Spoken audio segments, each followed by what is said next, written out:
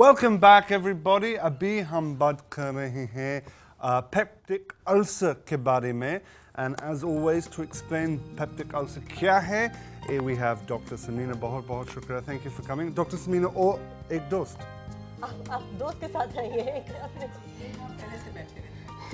सो peptic ulcer क्या है? Okay, peptic ulcer जो है आंत, मैदा यानी पेट और जो खाने की नाली होती है जिसको हम इसोफेगस कहते हैं, और छोटी आंत में ज़ख़म जो होता है उसको हम पेप्टिक अल्सर कहते हैं।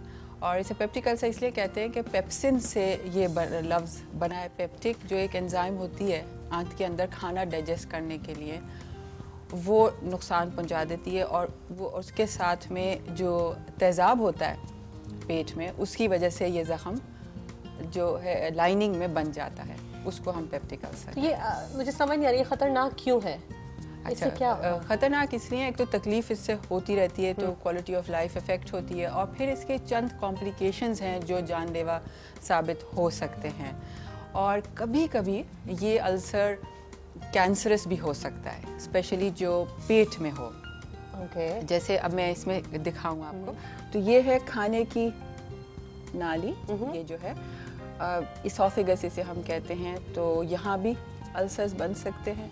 और ये है पेट, ये इसका बड़ा वाला कर्वेचर हम इसे कहते हैं, छोटा कर्वेचर। इसके अंदर लाइनिंग जो ये दिख रही है इसके अंदर, उसमें भी अल्सर्स बन सकते हैं। तो जो लाइनिंग होती है उसमें ज़ख़म होता है।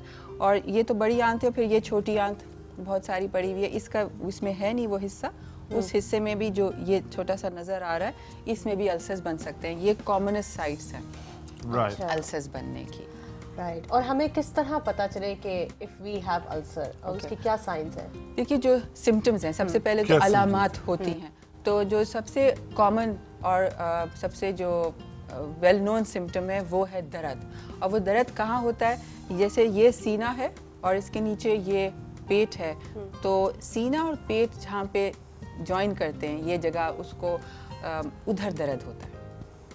और ये जो दर्द है, मुख्तलिफ लोग मुख्तलिफ तरीके से इसको डिस्क्राइब करते हैं। कुछ लोग कहते हैं कि जैसे नॉइंग, जैसे बिल्कुल कोई मरोड़ सा पड़ रहा है, या कुछ कहेंगे कि जलन सी महसूस हो रही है, या कुछ बस आम दर्द की बात करेंगे।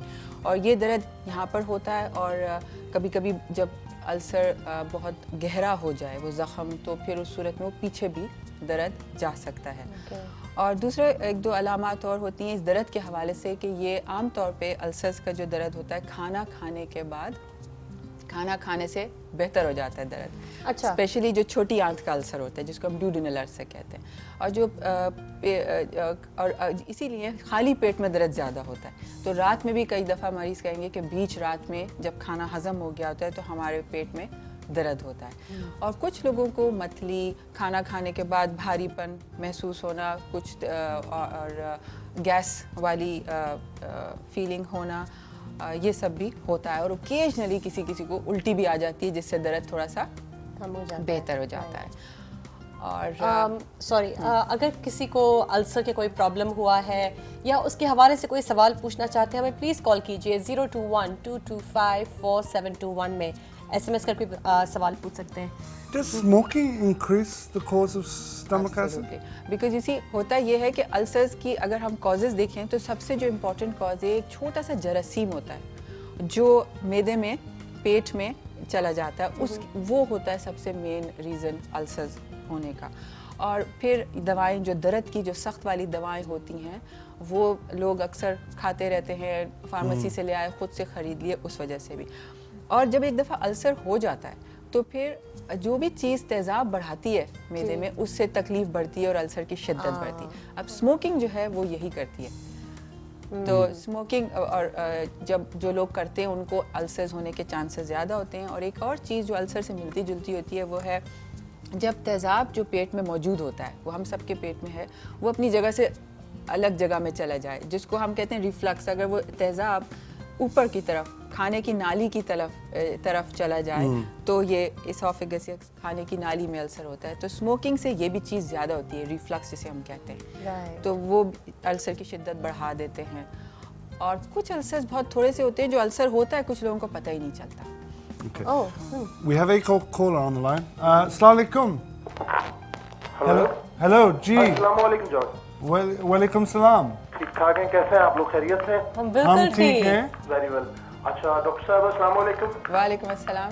डॉक्टर साहब मुझे एक क्वेश्चन पूछना था रिलेटेड यही जो अल्सर है। जी द थिंग इज कि तकरीबन 2 साल कह लीजिए, जी अराउंड 2 इयर्स, मेरी वाइफ को एक ओवेरियन कैंसर डायग्नोज हुआ था उसकी ओवरीज में। ओके ठीक है, उसके बाद उसकी टोटली सर्जरी हो गई। हाँ she will gone all right, माशाल्लाह, she is all okay there. जी लेकिन समटाइम्स कभी कभार उसको सर्जरी के 2-3 महीने बाद वो कहती थी कि मेरे बैक साइड में पेन होता है। जी और जैसे उसका परहेज वगैरह खत्म हुआ, डॉक्टर ने कहा जी ऑल ओके गॉन, आपको जो खाना है वो खाइए।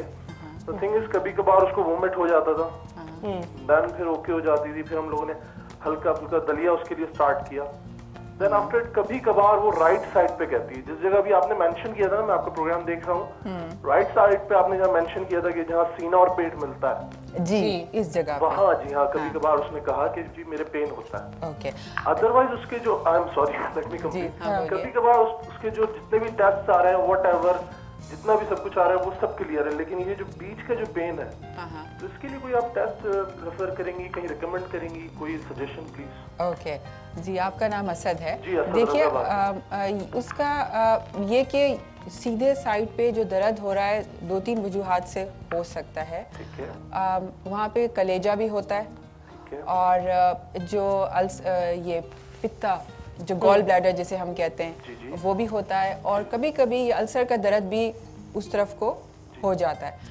तो 2 चीज़ें आप कर सकते हैं कि एक तो जिस डॉक्टर ने इनकी सर्जरी की थी या जो भी डॉक्टर इनको देख रही हैं, ठीक है। उनसे भी राय लीजिए कि जब से ये सर्जरी हुई है उसके बाद से आपकी वाइफ को ये तकलीफ होती है। ठीक है। और दूसरा 1-2 इन्वेस्टिगेशन जो किए जा सकते हैं कि एक तो अल्ट्रासाउंड लिवर का, गॉल ब्लैडर का, ये चीज़ें आप उससे भी इन जगह के हिस्सों का मालूम हो जाएगा। ठीक है। और दूसरा, अगर और भी कुछ नहीं पता चलता तो जो हमारा हतमी टेस्ट है जी, टू डायग्नोज एन अल्सर, या ये देखने को कि मैदे में कोई तकलीफ है या खाने की नाली एसोफेगस में तकलीफ है, तो वो जो टेस्ट है उसको हम एंडोस्कोपी कहते हैं, जो कि एक कैमरा दूरबीन के थ्रू एक पाइप जैसी चीज़ होती है जिसके ऊपर छोटा सा कैमरा लगा होता है, वो मुंह के ज़रिए या नाक के ज़रिए मैदे में जाता है। उससे पूरी लाइनिंग सब कुछ वहाँ पे देख सकते हैं, और अगर ज़रूरत पड़ती है तो बायोप्सी भी हो सकती है।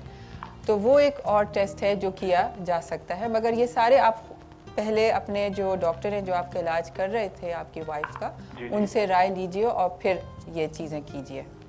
ठीक। बहुत नवाजिश आपकी। Thanks, आप लोग असद। हमेशा खुश रहें। Okay. मुझे जॉर्ज को एक पैगाम देना है। जी जी जी जी. George, you are very nice, शुक्रिया. और Thank you. खास तौर से जब आप उर्दू में गुफ्तगू फरमाते हैं, यकीन कीजिए कि तबीयत ना सिर्फ के बाग बाग हो जाती है, बल्कि दिल चाहता है आपको बाहम सुनता रहा जाए।